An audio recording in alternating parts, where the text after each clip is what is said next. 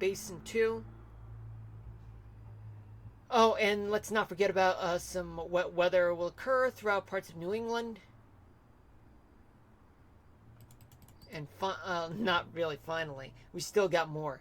Tuesday night storms will occur throughout the Pacific Northwest and Northern California as a result of the um, atmospheric rivers. It'll bring a lot of moisture to those areas. And of course, there is still a wide ridge over the south, though. And it looks like as though nothing much will occur throughout the rest of the country, though. But the Pacific Northwest is definitely going to get something. Dry weather will occur throughout much of New England. There's still an upper level low just to the north of the Yucatan Peninsula. And finally, we do have a folding high that starts off from Texas all the way to right around Saskatchewan and Alberta. And we do still have some storms happening in the Pacific Northwest. Parts of the Great Basin will get hit too. But a tiny bit of moisture will be present throughout parts of the Northeast. Yep. Oh yeah, I've already covered Wednesday. Well, let's take a look at the tropics.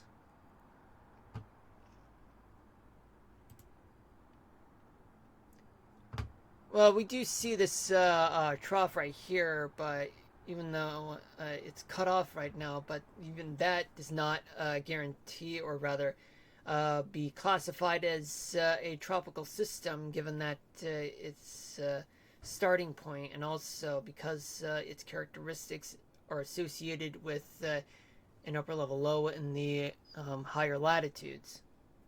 Elsewhere in the tropics, stagnant air in a few places, but not much. Wind shear and dry air are all over the place. Tomorrow night, an upper level low is located just to the north of the Yucatan Peninsula. Something may form off the Outer Banks, but even that, it's not going to do much. It's just going to be a fish storm. A lot of wind shear all over the Atlantic.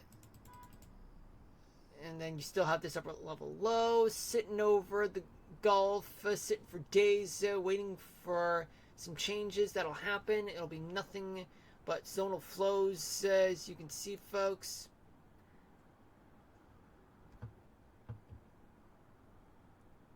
But maybe something could form in the Caribbean, but not much, though, because you got a lot of wind shear that's still there. Wednesday night, not much. As well as in the Gulf, just some rainmakers, nothing much. Maybe here, doubtful. I mean, you got this upper level high, but you got a lot of dry air and some wind shear there. Thursday night, any changes? Well, maybe something could form here, but what's the point? Friday night, a lot of wind shear all over. At this point, I don't know why I'm doing the tropical update, but all I know is that if there's nothing that's coming up in the next 7 days, and even past, even with forecasts that do show the next 3 days, so in other words, it'd be like 7 days, that'll be nothing but quietness over the Atlantic. It'll mean that I might have to pull back on the tropical update and skip towards only fall foliage, if there's still a thing there for fall foliage, and a drought map as well. And the drought map that I'm still gonna discuss. Anyway, by next Sunday night, it's all just wind shear all over, and then guessing games would follow. Something could form over the Caribbean using the GFS model, just going through the Isthmus, Central America, part of the world. But what good would that do? But we'll still check that. We're going to check it out in the days to come, just to see if the other models do point that out. similarly as the American model. So it's the same setup. Any difference whatsoever? Similar as the GFS model, but an upper level low coming from the upper latitudes. But what point? At this point, I wouldn't consider that as a place where there's a higher chance of development. By Tuesday night, it's not much, just maybe a chance of development, but outside of which there's plenty of wind shear. Maybe something could form on the eastern Caribbean.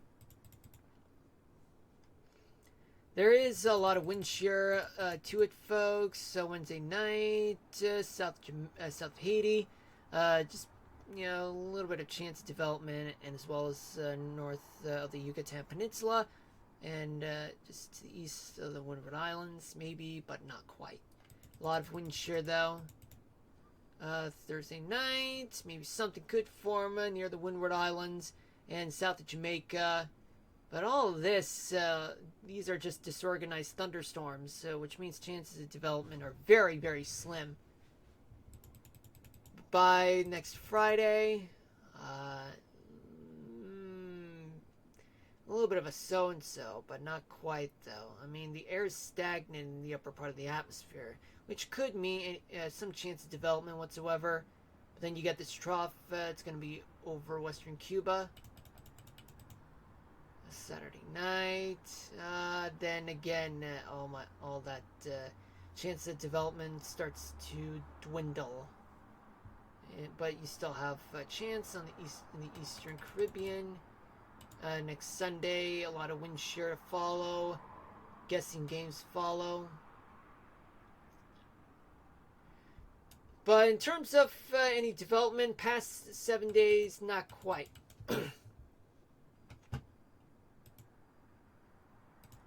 Canadian model, let's take a look. Similar setup. Same thing, it's a similar thing as the GFS model. Something could develop over the Windward Islands.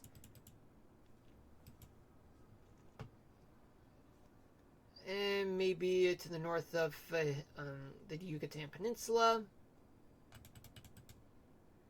Next Wednesday night, rainmakers, not tropical systems, and as well as this upper level low just located southeast of Texas.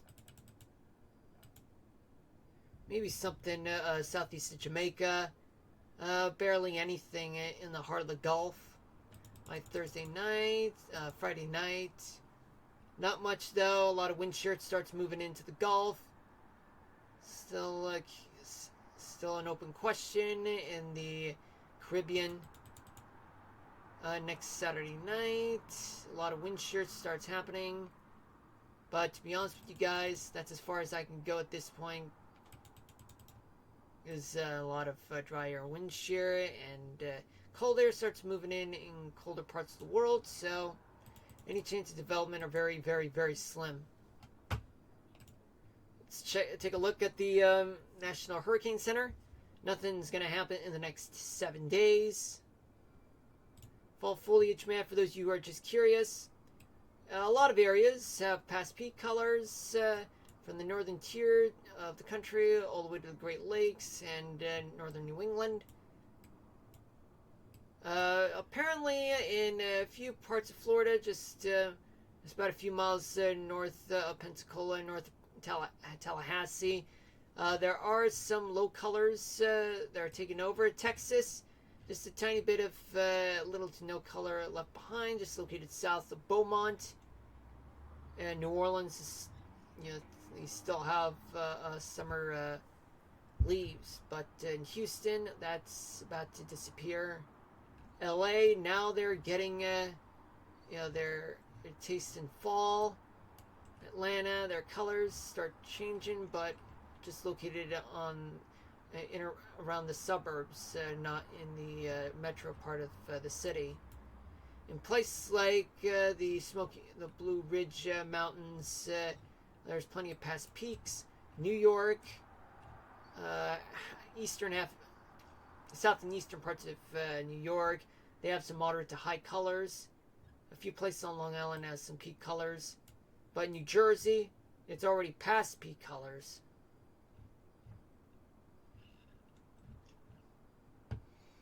while, you're pretty much done for, in terms of fall. Drought. We got a lot of drought throughout the United States. The Dakotas is looking just less dry. Northern California too. And a few places on the east coast of Florida.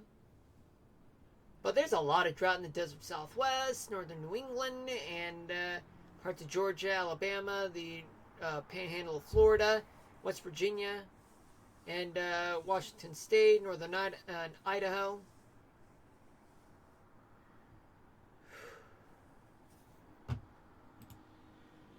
Okay, I'm going to move to here, future reference. Now we're going to do the 3-day forecast.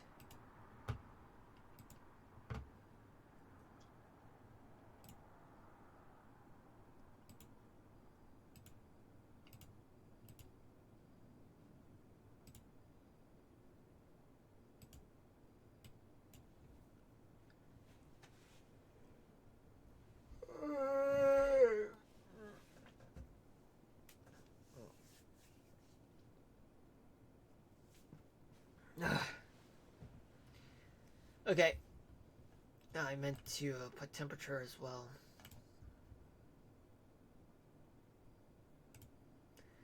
Okay, so let's take a look. Looks like your temperature reading for tomorrow wild will be in the mid single digits in degrees Celsius. Throughout the U.S., though, you get mild temperatures there for the low from places like Florida all the way to the mid-Atlantic and coastal Texas, desert Southwest, California. Very cold temperatures, freezing temperatures in places like Montana to Wyoming and Idaho, and a few places in the Cascades.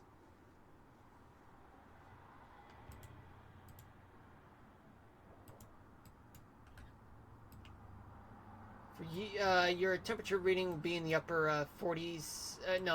The upper single digits in degrees Celsius. Throughout the half of the United States. Oh man, what the hell? Yeah, apparently, I don't know why. Something. Yeah, I don't know. There was a glitch, folks. There was a glitch. At least the scene didn't change. Anyway, half of the U.S. Will be very warm, though. Florida, it'll be very, very warm in South Florida, the desert Southwest, parts of California. Very mild, okay, and chilly in the northern half, though the Great Basin's very mild, and freezing in parts of the northern Cascades and northern Rockies. And there are also some mild temperatures throughout a few places in the northeast, but on the coastal side, though, and some mild temperatures sneaking through to the central part of the Great Plains and mid-Mississippi Valley and parts of the Ohio Valley. Let's take a look. Let's see. Wild, your lows be in the mid-single digits in degrees Celsius. But it's going to be freezing on Tuesday morning for folks in the Ohio Valley. Freezing, Colorado Rockies, western Dakotas, a few places in the Great Basin. Very mild temperatures will occur in South Florida and the southern tip of Texas, and a few places with some mild temperatures from southern Arizona to the Central Valley, California. And there's also going to be freezing air in eastern Wisconsin.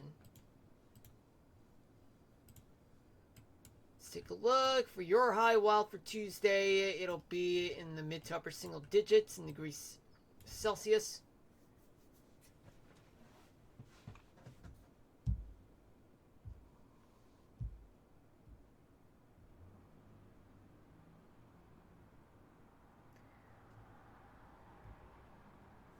Okay, so let's see what we got for the U.S.